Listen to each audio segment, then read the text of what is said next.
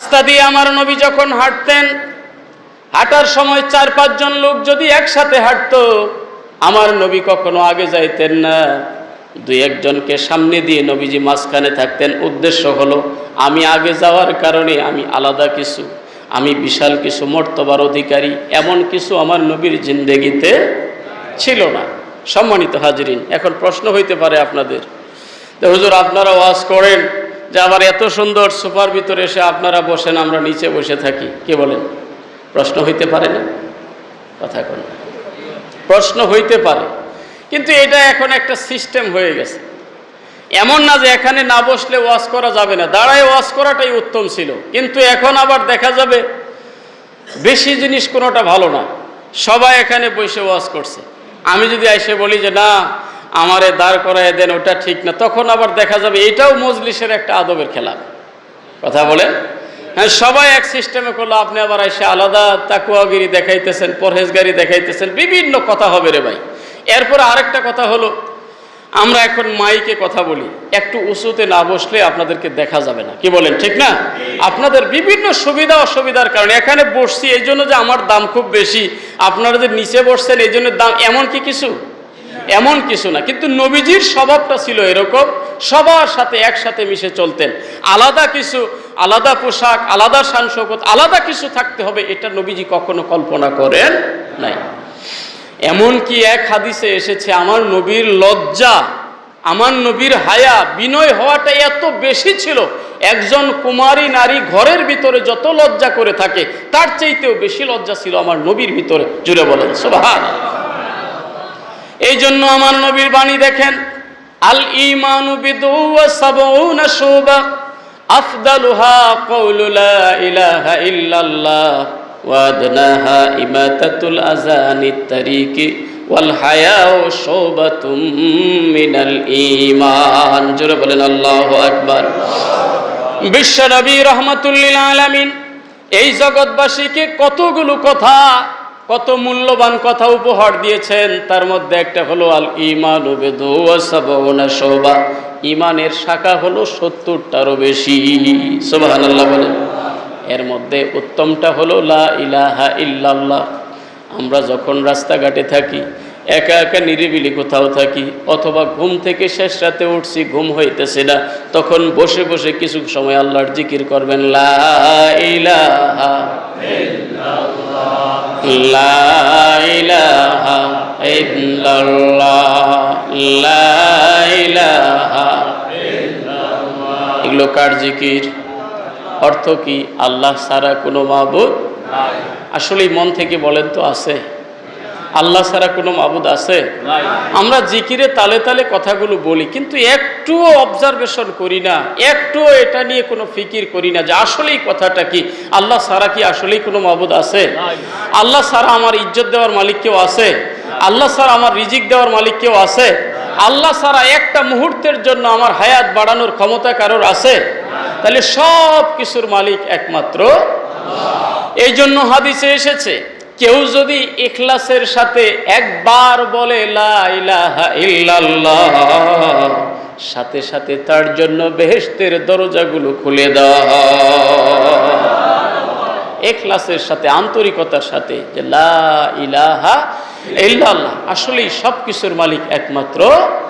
তা আমার নবী বললেন, ঈমানের প্রধান শাখা, প্রথম শাখা হলো লা ইলাহা ইল্লাল্লাহ, সর্বনিম্ন শাখা হলো ইমাতাতুল আযানিত তারিক, রাস্তার মধ্যে কষ্টদায়ক কিছু থাকলে সেটা সরাইয়া দেওয়া। করতে পারবো এটা?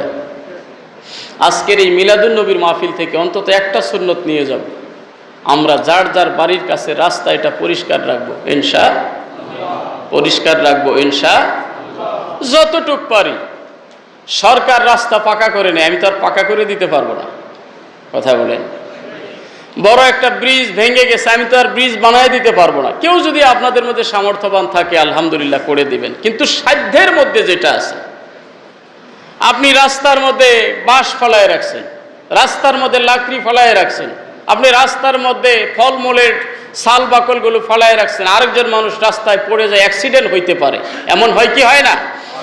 রাস্তার মধ্যে কষ্টদায়ক কিছু থাকলে, গর্ত থাকলে সাধ্যের মধ্যে হলে এটা আমরা পূরণ করে দিব, অন্য মানুষের কোনো ক্ষতি যেন না হয়।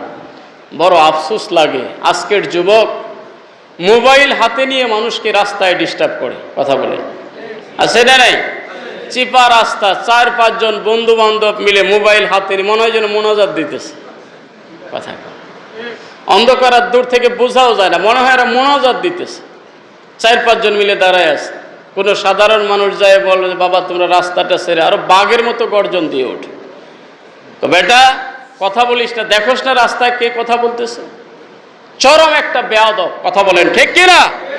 এরা রাস্তার হক নষ্ট করেছে, আবার উম্মতে মুহাম্মদী হিসাবে দাবি করে। আমার নবী কি বলেছে? এটা ঈমানের শাখা। রাস্তা থেকে কষ্টদায়ক কিছু সরায় দেওয়া, রাস্তার হকগুলো আদায় করা, রাস্তা সব সময় ক্লিয়ার রাখা, এটা ইমানদারের দায়িত্ব। কথা বলেন ঠিক কিনা? ভাইদের খেদমত আরজ করতে চাই।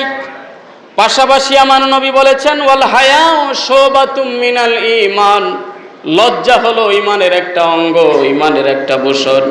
আপনি আমার নবীর সিরাত অনুসন্ধান করে দেখবেন, আমার নবীর মধ্যে একজন কুমারী নারীর চাইতেও বেশি লজ্জা ছিল। সুবহানাল্লাহ, সুবহানাল্লাহ। তাহলে লজ্জা আমাদের ভূষণ বানানোর দরকার আছে না নাই? কথা বলেন, আছে না নাই? ইজা ফাতাকাল হায়া ফাফআল মা শি'তা। একজন মানুষের লজ্জা যখন চলে যায় তখন সে যা ইচ্ছা তাই করতে পারে। কথা কোন ঠিক কিনা? এই জন্য লজ্জা যখন মানুষের চলে যায় চুরি করতে পারে, লজ্জা যখন মানুষের চলে যায় সন্ত্রাসী করতে পারে, চাঁদাবাজি করতে পারে, বেহায়াপনা করতে পারে। লজ্জা যার ভিতরে বিদ্যমান, এই লোকটা সমাজের কোনো অপকর্মের সাথে সে কখনো জড়িত হইতে পারে না। এই জন্য রহমাতুল্লিল আলামিনকে আপনি যদি মডেল হিসাবে মেনে নেন, রহমাতুল্লিল আলামিনকে যদি আপনি উসওয়া হিসাবে মেনে নেন, রহমাতুল্লিল আলামিনকে যদি আপনি আদর্শ হিসাবে মেনে নেন, রহমাতুল্লিল আলামিনের জীবনের সব অংশগুলো আপনার আমার জীবনের মধ্যে সেট করতে হবে। কথা কোন ঠিক কিনা? যে কথাটা বলতেছিলাম, কষ্ট হয়ে গেল আপনাদের নাকি? যে কথাটা বলতেছিলাম যে আমার নবীর 40 বছরের আগের জিন্দেগিও আমাদের জন্য বরকত, 40 বছরের পরের জিন্দেগিও আমাদের জন্য বরকত। কথা বলেন ঠিক কিনা? এটা আমার কথা না, এই বাংলাদেশের একজন নামকরা আলেমে দ্বীন হেমায়েতুদ্দিন সাহেব, কওমি ঘরানার একজন আলেম। আপনারা বলবেন বারবার আমি এই নামটা কেন উচ্চারণ করি? আমরা যারা আমরা তো আছি। কথা বলে, আমরা তো আছি, আমার ঘরে যেটা আছে সেটা তো আছেই। এটাও না যে আমি এটা বলে ওনাদেরকে হাইলাইট করলাম, এটাও না, আবার ওনাদেরকে খুব নামায় ফেললাম, এটাও না। বরং উদ্দেশ্য হলো, এখানে যদি আপনারা যতগুলো মানুষ উপস্থিত আছেন 2-1 জন থাকতে পারেন অন্য মাইন্ডের। কথা বলেন, 2-1 জন অন্য মাইন্ডের থাকতে পারেন। আপনার ব্রেনটাকেও ক্লিয়ার করার জন্য আমি এই রেফারেন্সগুলো টানতেছি। উদ্দেশ্য হলো, কারণ আপনি যেটা বুঝছেন এটাই যে শেষ বোঝা, এটাই যে সঠিক বোঝা, এটা যেন না হয়। আপনার চাইতেও বুঝদার মানুষ পৃথিবীতে আরো, কথা বলেন, আরো আছে। হেমায়েতুদ্দিন সাহেব, ওনার নামটা কেন নিলাম? উনি কওমি ঘরানার একজন আলেম, খুব ভালো আলেম। উনি একটা বই লিখেছেন, এই বইয়ের মধ্যে আমি দেখলাম, আবার ওই বইটাতে যিনি সিগনেচার করেছেন, বর্তমান কওমি মাদ্রাসা বোর্ডের যিনি চেয়ারম্যান মাহমুদুল হাসান সাহেব, যাত্রাবাড়ি মাদ্রাসার শায়েখ যিনি, কওমির কোনো আলেম, কোনো তালেব আলেম এখন থাকলে আপনি খুব ভালো করে চিনবেন। আপনার দৃষ্টি কাড়ার জন্য, আপনার ব্রেনটা খোলার জন্য আমি এই রেফারেন্সটা টানতেছি। এমন না যে ওনাদের কারণে, এই কথার কারণেই আমরা মিলাদ মালি, আমরা নবীর আশিক, এমন না। তোমাদের চোখে আঙ্গুল দেওয়ার জন্য, তোমাদের চোখটা খোলার জন্য এই রেফারেন্সটা আমি টানতেছি। কথা বলেন ঠিক কিনা? সম্মানিত হাজরিন, যেই গাছের ফল যত বেশি ওই গাছটা তত নুয়ে পড়ে, গাছটা তত বিনয়ী হয়। কথা বলেন ঠিক না? এই জন্য কি গাছের ইজ্জত কমে যায়? বরং ওই গাছটার ইজ্জত বেশি, কারণ যেই গাছে ফল বেশি ওই গাছের দামও, কথা বলেন না, যেই গাছের ফল বেশি ওই গাছের দামও। মাহমুদুল হাসান সাহেব উনি ওই বইটাতে স্বাক্ষর করেছেন যে হ্যাঁ এটা ঠিক আছে। ওই বইয়ের মধ্যে লেখছে, দেখেন আজকে আমরা হৃদয়টা শান্তিতে ভরপুর হয়ে যায়, কারণ আমি একটা কাজ করার পরে 10 জন সমালোচক যখন সমালোচনার তীর মারে তখন দিলটা কিন্তু একটু নরম হয়ে যায়। কি ব্যাপার, আসলেই আমি ভুলই করলাম নাকি? কথা বলেন না, এমন লাগে না যে আমরা মিলাদুন নবী পালন করি, আসলে ওরা এত খুসা দিয়ে কথা বলে, আমাদেরকে বেদাতি বলে, মুশরিক বলে, কত কিছুর তীর আমাদের দিকে ছুট, আসলে কি ভুল করে ফেললাম নাকি? কিন্তু আবার যখন দেখা যায় না, আমাদের ঘরানার বাহিরেও, আমাদের মসলকের বাহিরেও 2-4 জন যখন এটারে সাপোর্ট করে, তখন আমাদের শক্তিটা আরো বেশি হয়ে যায়। কথা বলেন ঠিক কিনা? না, আসলে এই ঘরানা আর ওই ঘরানা নাই, যারা বুঝমান, যারা প্রকৃতপক্ষে মুহাক্কিক আলেম, যারা আশিকে রাসূল, সে যেই দলেরই হোক না কেন, সে যে সিলসিলারই হোক না কেন, তাকে আমরা সম্মান করতে বাধ্য। কথা বলেন ঠিক কিনা? সম্মানিত হাজিরিন, উনি লিখেছেন যে মিলাদুন নবীর মাহফিল যদি সহি তরিকায় হয়, সুবহানাল্লাহ বলেন, সুবহানাল্লাহ। ওনার ওই লেখার মধ্যে লিখেছেন, আমি জুমার আলোচনায় ঢাকাতেও বলেছি যে কওমির কোনো ছাত্র ভাই যদি থেকে থাকেন, আমরা বিদ্বেষী নই, হিংসা বিদ্বেষ নেই, গালিগালাজ আমরা পছন্দ করি না। ওই বইয়ের মধ্যে উনি লিখেছেন যে মিলাদ যদি সহি তরিকায় হয়, মিলাদের অনুষ্ঠানে যদি আমার নবীর জন্ম নিয়েই আলোচনা হয়, আমার নবীর জীবন নিয়েই আলোচনা হয়, ওটা বিদআত না, বরং ওই মিলাদুন নবী বরকতের কারণ। সুবহানাল্লাহ, সুবহানাল্লাহ। তাহলে এই যে সারসিনা সিলসিলার যে মিলাদ, ফুলতলি সিলসিলার যে মিলাদ, এর মধ্যে বিদআতের কিছু আছে? মন থেকে বলেন, বিদআতের কিছু আছে? আমরা মিলাদের মধ্যে কোনো হারমোনিয়াম বাজাই? আমরা মিলাদের মধ্যে কোনো ঢোল বাজাই? আমরা মিলাদের মধ্যে কোনো বাঁশি নাই, তবলা নাই, নারী পুরুষ একত্র হয়ে কোনো নাচানাচি নাই। তাহলে বোঝা গেল আমাদের যে তরিকার মিলাদ, এটা সহি তরিকার মিলাদ। আর এই মিলাদের মধ্যে অবশ্যই আশিকে রাসূল যারা, মুমিন যারা, মুসলমান যারা, এতে বিদআত হয় না, বরং এখানে বরকত খুঁজে পায়। এই জন্য ভাইদের খেদমত আরজ করতে চাই, কে কি বলল আমাদের কান দিয়ে শোনার সুযোগ নাই। আমরা 40 বছরের জিন্দেগিতে শুধু বিশ্বাসী না, 40 বছরের আগের জিন্দেগিতেও বিশ্বাসী। আমার নবী আগেও রহমত, পরেও রহমত। কথা কোন ঠিক কিনা? আমার নবী এখনো রহমত কিনা? আমার নবী এখনো রহমত। আমার নবীকে দিয়ে ওসিলা দিয়েছে। মনে গেছেন কথাটা? মনে আছে? নবীজির কাছে একজন অন্ধ আসলো। অন্ধ এসে বলতেছে, ও নবী মুহাম্মদ সাল্লাল্লাহু আলাইহি ওয়াসাল্লাম, আমি তো অন্ধ, চোখে দেখি না, আমার জন্য একটা ব্যবস্থা করে দেন। কার কাছে বলতেছে? কথা কও। নবীর কাছে। অন্ধ লোকের ঈমান আছে না গেছে? কথা কও। ঈমান যাওয়ার কথা, কারণ নবীর কাছে চাইতেছে। চাইতে হবে কার কাছে? কথা কও না। আরে ভাই, তুমি বুঝো না, শিরকের মাসআলা বুঝো না। চাইলেই যদি শিরক হয়ে যায়, তুমি কি জীবনে কারোর কাছে কিছু চাও নাই? কথা কও না।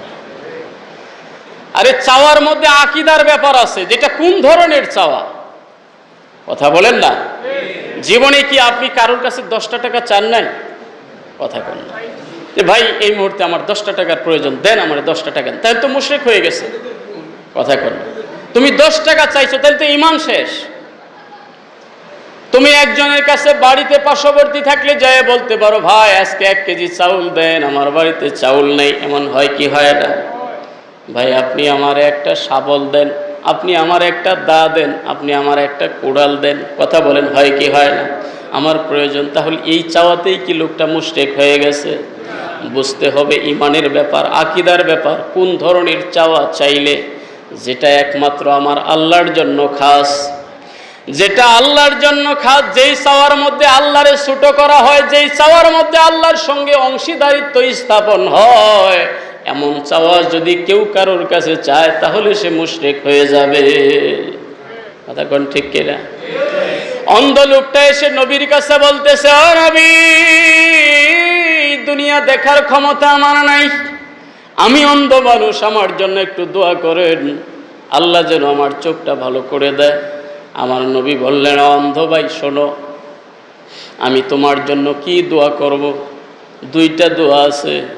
একটা হলো, তুমি তোমার জন্য যদি দোয়া করি, তুমি দুনিয়াতে চক্ষুষ্মান হয়ে যাবে। সুবহানাল্লাহ বলেন, সুবহানাল্লাহ বলেন। এগুলো হলো আমার নবীর মুজিজা, আমার নবীর মুজিজা, ওসিলার কথা বলতেছিলাম যে নবীজিকে ওসিলা নবীজির জামানায় ছিল, নবীজির ইন্তেকালের পরেও আছে, নবীজি যখন দুনিয়াতে আসে নাই তখনও নবীজিকে ওসিলা দিয়ে দোয়া করলে উপকার পাওয়া যায়। সুবহানাল্লাহ বলেন। সম্মানিত হাজিরিন, অন্ধ লোকটা বলল, ওগো নবী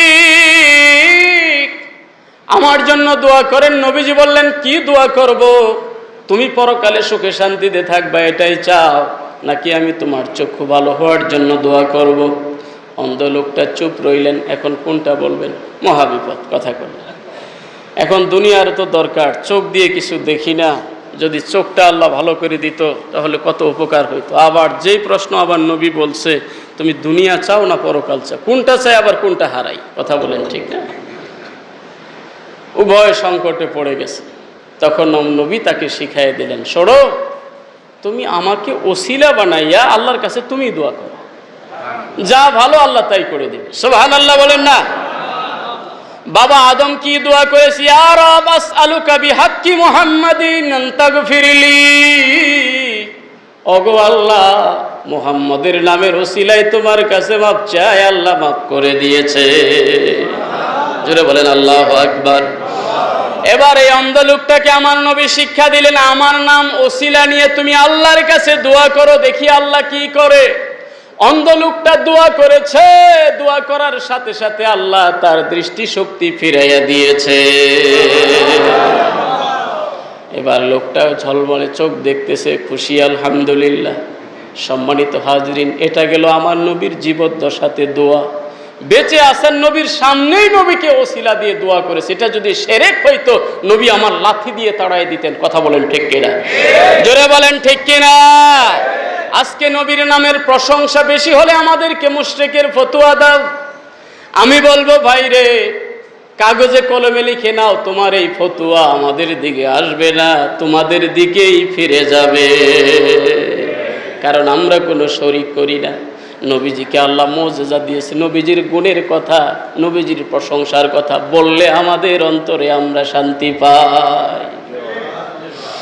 এক কথা, সহজ কথা, সহজ সরল মানুষ পৃথিবীতে আছে না? নবীজিকে কত ধরনের প্রশ্ন কতজনে করেছে। একদিন এক বেদুইন এসে নবীকে বলতেছে, ও নবী মুহাম্মদ, কোনো কিছু আমি দলিল আদিল্লা চাই না, আমি একটা কথা সহজ কথায় জানতে চাই, তুমি যে নবী এটার কি পরিচয় আছে? চিন্তা করছেন? কতজন কত ধরনের প্রশ্ন। ওই যে আগে একজন বললাম 3টা প্রশ্ন করছে। আরেকদিন ইহুদিরা কাফেরদেরকে শিখাই দিয়েছে, এই শোনো, মুহাম্মদকে 100 প্রশ্ন তোমরা করছো, জবাব দিয়েছে, একটা প্রশ্ন আমরা শিখাই দেই, যাই আজকে জিজ্ঞেস করবা, মুহাম্মদ আজকে কাত হয়ে যাবে। চিল্লাইয়া বলেন নাউজুবিল্লাহ। কি প্রশ্ন? আজকে যায় জিজ্ঞাসা করবা, মা মানার রূহ, রূহ কাকে বলে, এটা যায় জিজ্ঞেস করবা। মুহাম্মদ জীবনে আর নবীগিরি দেখাবে না। নাউজুবিল্লাহ বলেন। কাফেররা যায় প্রশ্ন করেছে, ওগো মুহাম্মদ, মা মানার রূহ, তুমি কি জানো রূহ কাকে বলে? রূহটা কি? আমার আল্লাহ এই কাফের যাওয়ার আগে আগে জিবরিল পাঠায়া আমার নবীর কাছে বলে দিয়েছে, ইয়াসআলুনাকা আনির রূহ কুলির রূহু মিন আমরি রাব্বি। আল্লাহু আকবার। ও নবী, রূহ মানে কি? রূহটা কি? এটা কি? কোথা থেকে আসে? এটার স্বরূপ কি জানতে চাই। আল্লাহ জিবরিল পাঠায়া কানে কানে বলে দিল, আর আমার নবী মুস্কি হাসি দেয় আর বলে, কুলির রূহু মিন আমরি রাব্বি। তোমরা জেনে রাখো, রূহ এটা ধরা যায় না, ছোঁয়া যায় না, খাওয়া যায় না, আটকানো যায় না, পকেটে রাখা যায় না। আমরি রব্বি, আমার রবের একটা হুকুম মাত্র। সুবহানাল্লাহ বলেন।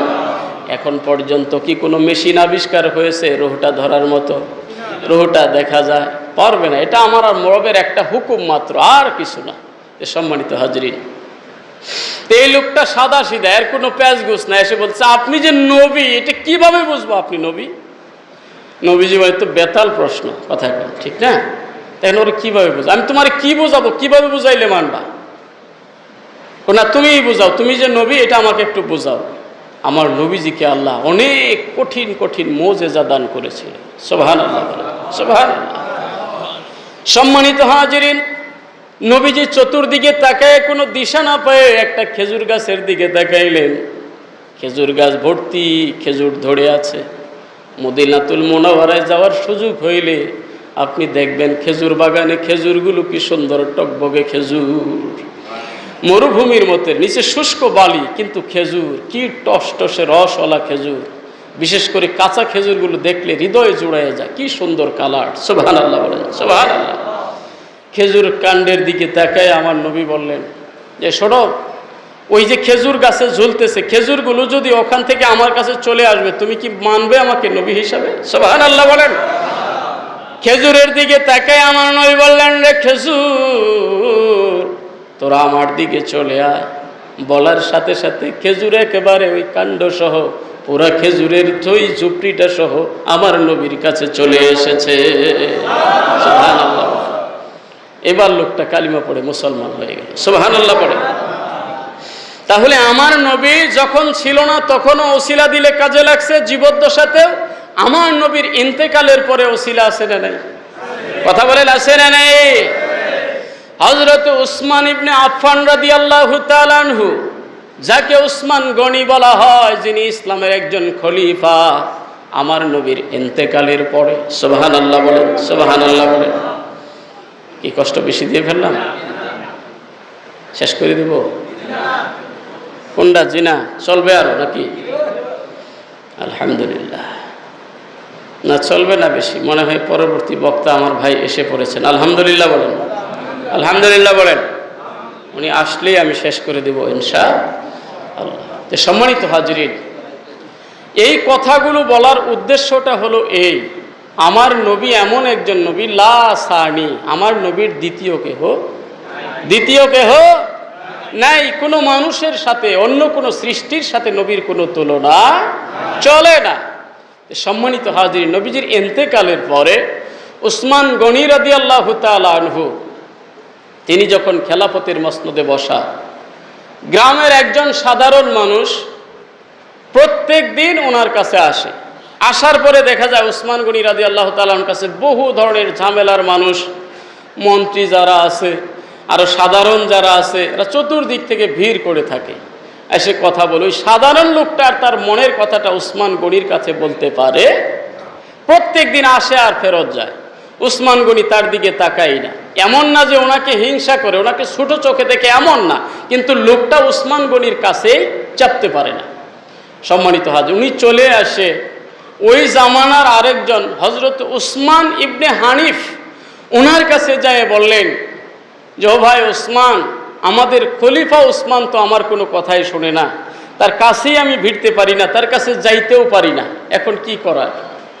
সম্মানিত হাজিরিন, এই লোকটা তখন উসমান ইবনে হানিফ, যিনি ওই যে অন্ধ লোকটাকে আমার নবী শিক্ষা দিয়েছিলেন যে আমাকে ওসিলা দিয়ে তুমি আল্লাহর কাছে দোয়া করো, ওই অনুষ্ঠানে উসমান ইবনে হানিফ রাদিয়াল্লাহু তাআলা আনহু তিনিও ছিলেন। জোরে বলেন আল্লাহু আকবার।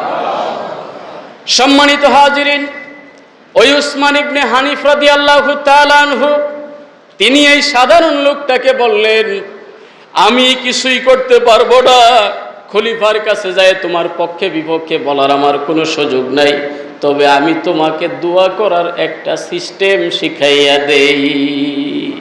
সুবহানাল্লাহ বলেন। কি সিস্টেম?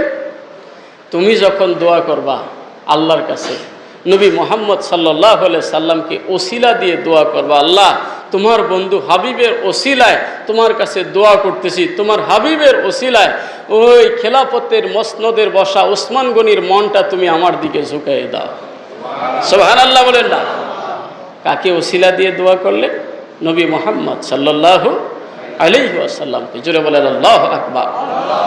সম্মানিত হাজিরিন, উসমান গনি রাদিয়াল্লাহু তাআলা আনহু খেলাফতের মসনদে বসা, কয়েকদিন থেকে লোকটা যায় আর আসে, তার দিকে ফিরেও তাকায় না। কিন্তু যখন লোকটা দোয়া শিক্ষা দিল, শিক্ষা দেওয়ার পরে তিনি দোয়া করে ফেললেন। দোয়া করে প্রতিদিনের ন্যায় ওই দরজায় যাইয়া, খলিফার দরজায় যাইয়া প্রতিদিনের ন্যায় দাঁড়াইছে। দাঁড়ানো মাত্র ওই গেটে যে দারোয়ান ছিল দৌড়াইয়া এসে লোকটাকে ধরে নিয়ে বলল, আপনি আসেন, আপনার অপেক্ষায় উসমান গনি বসে আছে। এরা বলেন আল্লাহু আকবার। আপনি বলবেন এটা কেমনে হলো? এটা গোপন নেটওয়ার্কের মাধ্যমে হয়ে গেছে। রহমতুল্লিল আলামিনের পক্ষ থেকে উসমান গনিকে খবর দেওয়া হয়েছে। সুবহানাল্লাহ বলেন। সম্মানিত হাজিরিন, উসমান গনি রাদিয়াল্লাহু তাআলা আনহু লোকটাকে হাতে ধরে নিজের মসনদে বসায় দিলেন। আল্লাহু আকবার। মসনদে বসানোর পরে সবাই তো আশ্চর্য, এই লোকটা তো কোনো হিসাবের লোক না, এলাকার মধ্যে গ্রহণযোগ্য কোনো লোক না, এই লোকটাকে মসনদের মধ্যে কেমনে বসানো হলো? সবাই আশ্চর্য হয়ে আছে। এবার ওসমান গনি জিজ্ঞেস করলেন তার কথাবার্তা হলো, সমস্যাটার সমাধানও হলো। এবার চলে আসেন। আসার পরে যেই লোকটার কারণে উসমান গনির সাথে সাক্ষাৎ হলো, তিনি চলে গেলেন উসমান ইবনে হানিফের কাছে, যায় বললেন, ও ভাই উসমান, আমি তোমার জন্য কি দোয়া করব, তোমার কি শুকরিয়া করব, কি কৃতজ্ঞতা প্রকাশ করব, কোনো ভাষা আমি খুঁজে পাইতেছি না।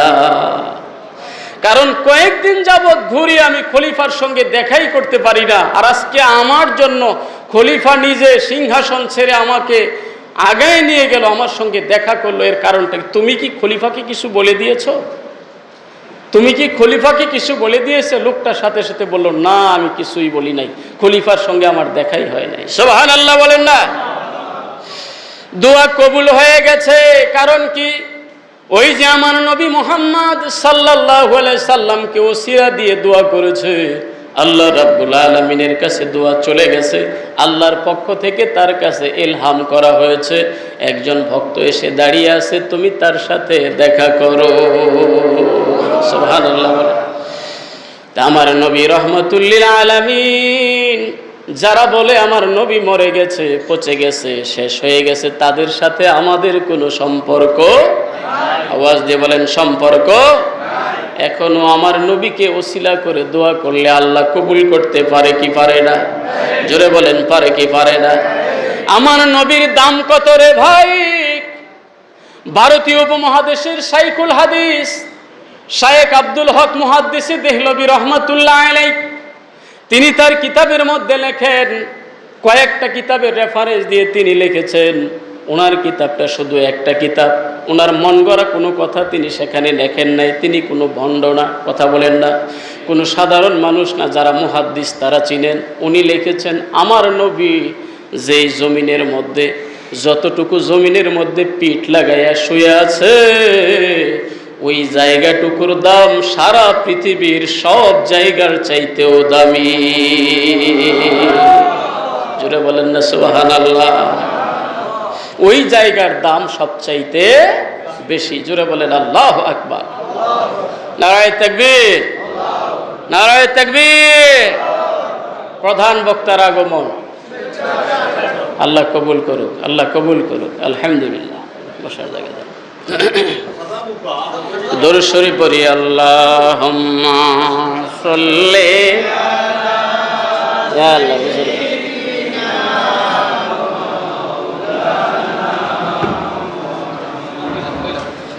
আলা।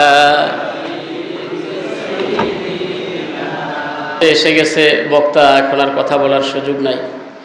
তা আমরা রহমতুল্লিল আলামিনকে ভালোবাসি, আমরা নবীজির প্রতি দুর্বল, আমরা নবীজির প্রতি ঋণী, কথা বলে ঠিক না?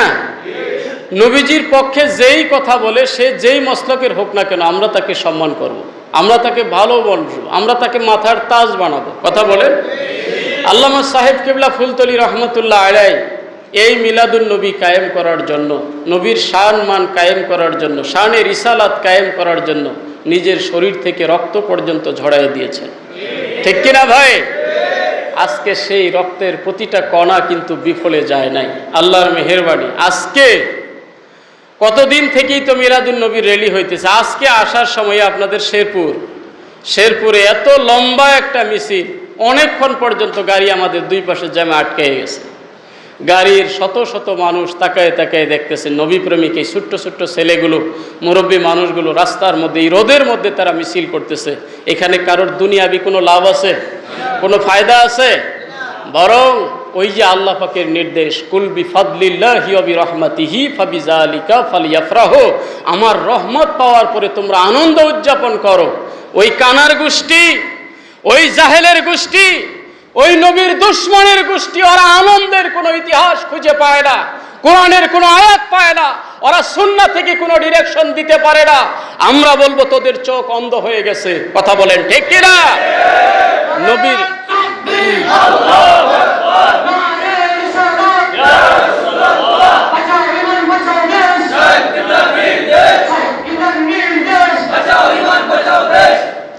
আল্লামা জাল্লুদ্দিন সুয়ুতি রহমতুল্লাহ আলাইহি সহ কত বড় বড় মনীষীগণ যারা আশেকে রাসূল, যাদের চোখে শিরকের চশমা নাই, ইশকে রাসূলের চশমা আছে, ওনারা বলেছে এই জায়গায় রহমত বলতে রহমতুল্লিল আলামিন। এই জন্য রহমতুল্লিল আলামিনকে পেয়ে আমরা খুশি। কথা বলেন, রহমতুল্লিল আলামিনকে পেয়ে আমরা খুশি। আজকে আপনাদের জন্য খুশির সংবাদ, সারা বাংলাদেশে এইবার মনে হয় এমন কোনো জেলা নাই যেই জেলাতে র্যালি হয় নাই, আনন্দ মিছিল হয় নাই, মিলাদুন নবীর মাহফিল হয় নাই। সুবহানাল্লাহ বলেন।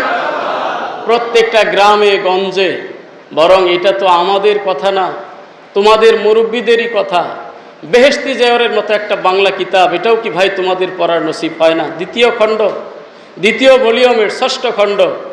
তোমরা ওই এটার মধ্যে দেখো এক নবীজির বেলাদত শরীফের আলোচনা। আশরাফ আলী থানভী রহমতুল্লাহ আলাইহি উনি বলে গেছেন, প্রত্যেকটা ঘরে ঘরে, শুধু রবিউল আউয়ালে না, প্রত্যেক ঘরে ঘরে, দোকানে দোকানে নবীর মিলাদের আলোচনা করা এটা জরুরি জরুরি জরুরি।